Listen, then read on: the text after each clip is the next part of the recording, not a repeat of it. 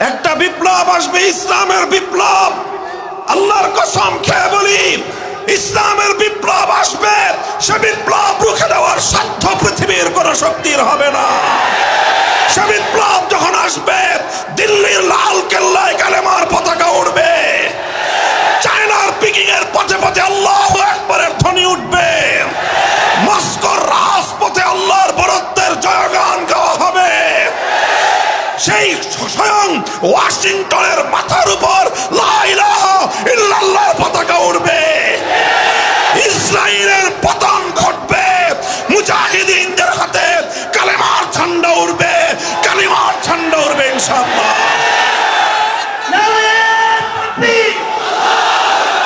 এই থাকবেন তো এই পথে ইনশাআল্লাহ। বিপ্লব আসছে, ইসলামের বিপ্লব। সে বিপ্লবের সৈনিক হবেন তো ইনশাআল্লাহ। ইমান ঝালাই করেন, ইমানকে মজবুত করেন। কচু পাতার পানির ইমান দিয়ে কাজ হবে না। পাহাড়ের মতো অটল এবং অবিচল ইমানকে অর্জন করুন। বুকের মধ্যে সাহস সঞ্চিত করুন। ইনশাআল্লাহ আপনি যদি হকের উপর অটল থাকেন, সাহায্য করবেন কে? চিৎকার করবেন, সাহায্য করবেন কে? সত্যের উপর অবিচল থাকতে চেষ্টা করেছি। লোভ লালসা এসেছে আমাদের সামনে। জিজ্ঞাসা করা হয়েছে, হুজুর কোন আসন থেকে নির্বাচন করতে চান? পরিষ্কার বলে দিয়েছি, এই ধরনের কোন আসন ফাসনের চিন্তা মামুনুল হক করে না।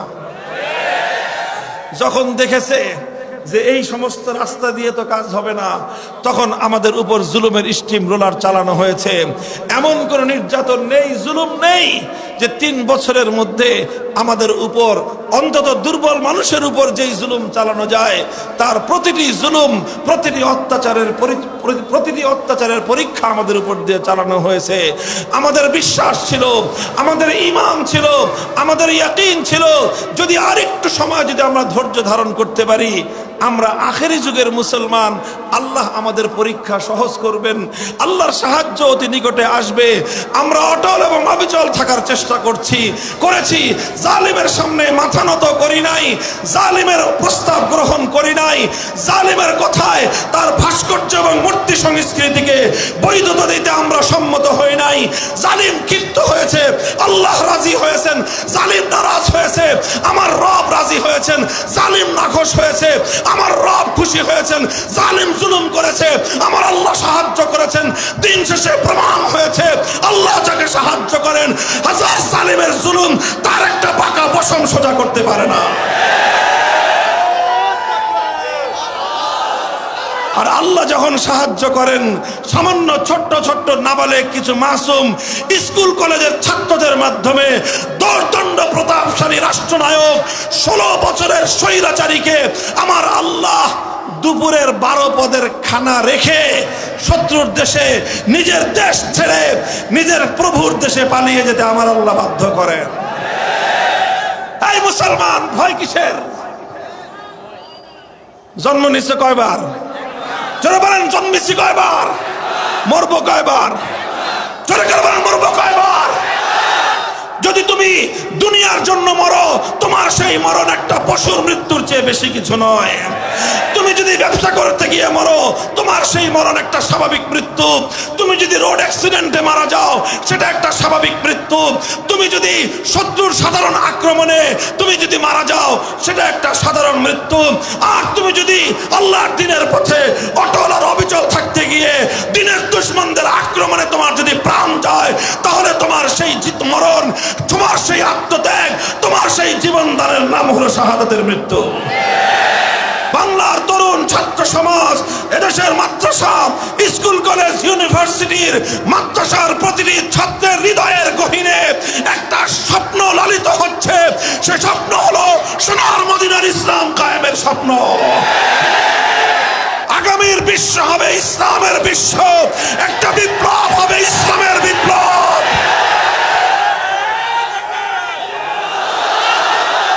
সমস্ত জাহানের রব হলেন আল্লাহ। তার অর্থ হলো সমস্ত জগতে বিধান চলবে কার? আসমানের রব হলেন কে? সুতরাং আসমানে বিধান চলবে কার? জমিনের রব কে? সুতরাং জমিনে বিধান চলবে কার? বাংলাদেশের রব কে? সুতরাং বাংলার এ মাটিতে বিধান চলবে কার? বঙ্গভবনের রব কে? সুতরাং বঙ্গভবনে বিধান চলবে কার? গণভবনের রবকে। সুতরাং গণভবনে বিধান চলবে কার? জাতীয় সংসদ ভবনের রবকে। সেই সংসদে আইন চলবে একমাত্র কার? যদি কেউ বঙ্গবন্ধুর মূর্তি বানায় সে আবু জাহালের প্রেতাত্মা। একই ভাবে বলবো, কেউ যদি জিয়াউর রহমান সাহেবের মূর্তি বানায় সেও আবু জাহালের প্রেতাত্মা। আমাদের কথার মধ্যে কারো প্রতি পার্সিয়ালিটি নাই, পক্ষপাতিত্ব নাই। শুনে রাখেন, এ কথা আমাদের পরিষ্কার ঘোষণা। ইনশাআল্লাহ বাংলাদেশ থেকে যেভাবে মূর্তি সংস্কৃতিকে বিদায় করা হয়েছে, আর কোনোদিন বাংলার মাটিতে মূর্তি সংস্কৃতি বাস্তবায়িত হতে দেওয়া হবে না। সেই মূর্তিটা বঙ্গবন্ধুর মূর্তি হোক, সেই মূর্তি জিয়াউর রহমানের মূর্তি হোক, এমনকি সেই মূর্তি যদি আমার বাবার মূর্তি হয়, সর্বপ্রথম সে মূর্তি আমি নিজ হাতে ভেঙে গুড়িয়ে দেওয়ার জন্য মাঠে নামবো। বাংলাদেশের 5ই আগস্টের সূর্য অস্তমিত হওয়ার আগেই গোটা বাংলাদেশ থেকে সমস্ত মূর্তি সংস্কৃতি বুড়িগঙ্গায় ভেসে গেছে। 5ই আগস্ট দুপুর বেলায় আমি ছিলাম ক্যান্টনমেন্টে সেনা প্রধানের কাছে। ওখান থেকে তিনি বললেন যে স্বৈরাচারী পদত্যাগ করবে, আমি এখন ঘোষণা দিব। ভালো কথা, ঘোষণা দেন। ঘোষণাটা দেওয়ার পর আসরের নামাজের আগেই বললেন যে তাহলে চলেন হুজুর, আমরা সকলে মিলে বঙ্গভবনে যাই, সেখানে গিয়ে পরবর্তী দেশটাকে কেমনে শান্ত করা যায় তার ব্যবস্থা করি। ক্যান্টনমেন্ট থেকে 1 কিলোমিটারও হবে না, আমরা বিজয় সরণি পর্যন্ত আসতে পারি নাই। এই যারা ঢাকা শহর ছিলেন, ক্যান্টনমেন্ট জাহাঙ্গীর গেট থেকে বিজয় সরণি পর্যন্ত মাঝখানে প্রধানমন্ত্রীর কার্যালয়, 1 কিলোমিটার রাস্তা হবে। 1 কিলোমিটার রাস্তা আসতে পারি নাই, দেখি বিজয় সরণিতে আকাশ ছোঁয়া এক দেবতা বেদির মধ্যে এক বিশাল দেবতার মতো মূর্তি বানায় রাখছে। কোথ থেকে যেন ফেরেশতার মতো আল্লাহর বান্দারা আসছে, কারো হাতে শাবল, কারো হাতে হাতুড়ি, কারো হাতে আপনার বাটাল, যে যা পারছে এটা নিয়ে এসে ওই দেবতার মূর্তি ভাঙা শুরু করে দিছে।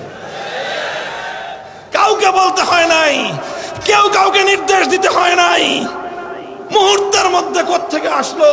আরেকজন দেখি রশি না গলায় পেঁচাইছে দেবতার, দেখি দেবতার যেই সাইজ, রশির সাইজ চিকন হয়ে গেছে।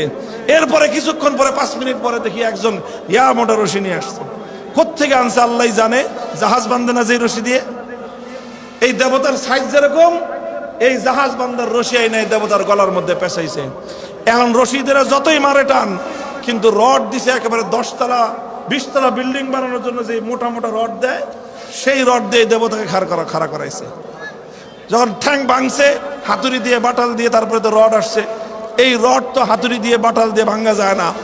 পরে কোত্থেকে এই সমস্ত মানুষগুলো হ্যাকসো ব্লেড নিয়ে আসছে, এরপরে হ্যাকসো ব্লেড দিয়ে পায়ের রক কাটছে। এরপরে এই বিশাল গাছি ধরে হাজার হাজার মানুষ হেসকা টান মারছে আল্লাহু আকবার বলে। আকাশ থেকে হুবলের দেবতা জমিনের মধ্যে ভূপাতিত হয়ে গেছে। এটা শুধু ঢাকার শহরের বিজয় সরণির দৃশ্য, বাংলাদেশে আর কোথাও এই ঘটনা ঘটে নাই।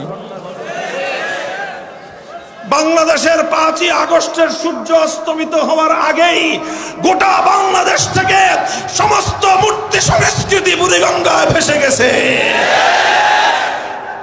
কিভাবে হলো এই কাজ? আমরা তো কিছু বলি নাই।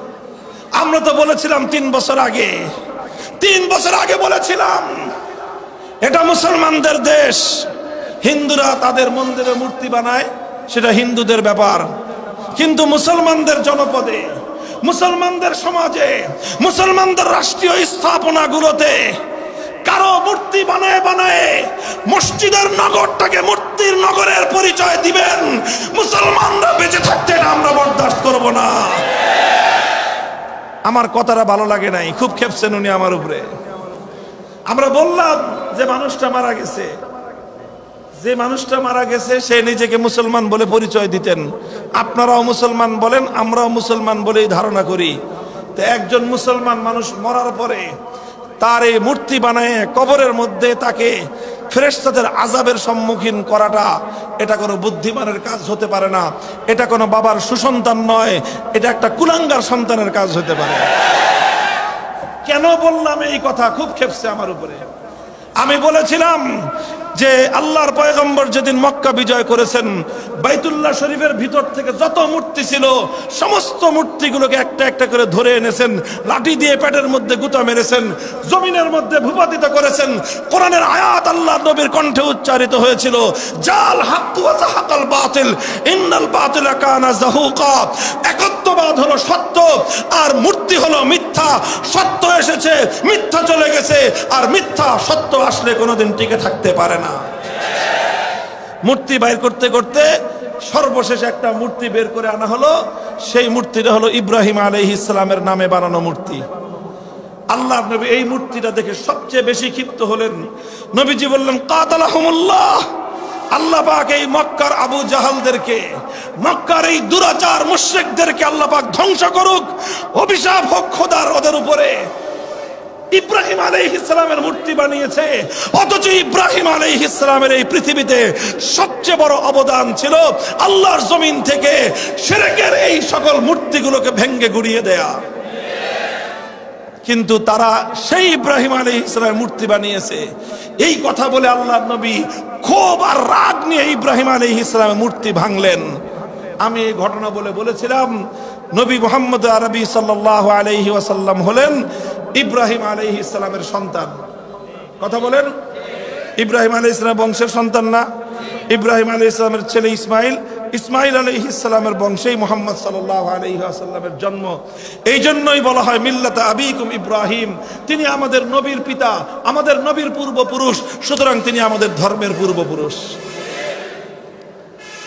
সেই ইব্রাহিম আলাইহিস সালাম মূর্তি বানাইছে। আল্লাহর নবী সাংঘাতিক ক্ষিপ্ত হয়েছেন।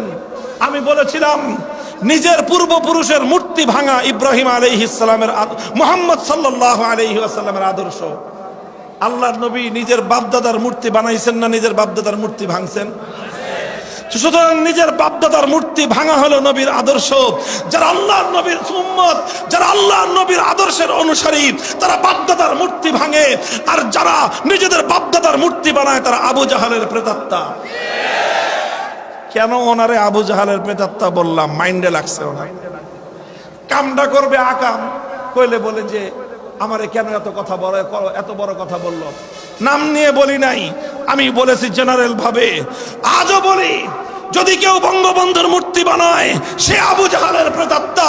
একই ভাবে বলবো, কেউ যদি জিয়াউর রহমান সাহেবের মূর্তি বানায় সেও আবু জাহালের প্রেতাত্মা। আমাদের কথার মধ্যে কারো প্রতি পার্সিয়াল